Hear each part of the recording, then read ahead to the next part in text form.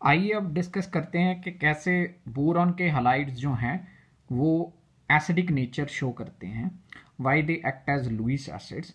अब सबसे पहले तो लुईस एसिड की अगर हम डेफिनेशन देखें तो लुईस एसिड वो चीज़ है जो कि इलेक्ट्रॉन डेफिशिएंट स्पीशीज़ हों, जो कि इलेक्ट्रॉन एक्सेप्टर्स हों।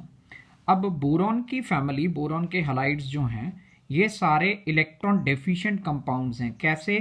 क्योंकि इनका ऑक्टेट कंप्लीट नहीं है, 6 इलेक्ट्रॉन्स जो हैं इसके सराउंडिंग में हैं।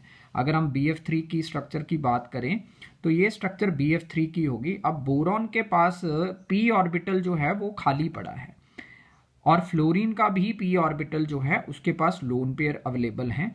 तो 2p ऑर्बिटल बोरॉन का और 2p ऑर्बिटल फ्लोरीन का, तो फ्लोरीन अपने इलेक्ट्रॉन पेयर जो हैं बोरॉन के एम्प्टी p ऑर्बिटल्स को बैक बॉन्डिंग के जरिए दे सकता है।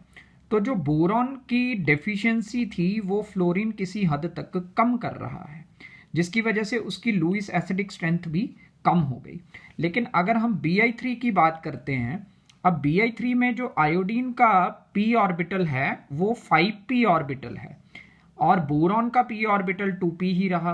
अब 5p ऑर्बिटल और 2p ऑर्बिटल में साइज का बहुत ज़्यादा डिफरेंस आ गया, जिसकी वजह से इफेक्टिव बैक पेयरिंग या बैक बॉन्डिंग यहाँ पे पॉसिबल नहीं है, जिसकी वजह से बोरॉन जो है वो इलेक्ट्रॉन डेफिशिएंट ही रहा, जिसकी वजह से वो एक लुईस एसिड होगा। So that is the reason कि क्यों Bi3 सबसे ज़्यादा एसिडिक है और BF3 सबसे कम एसिडिक है।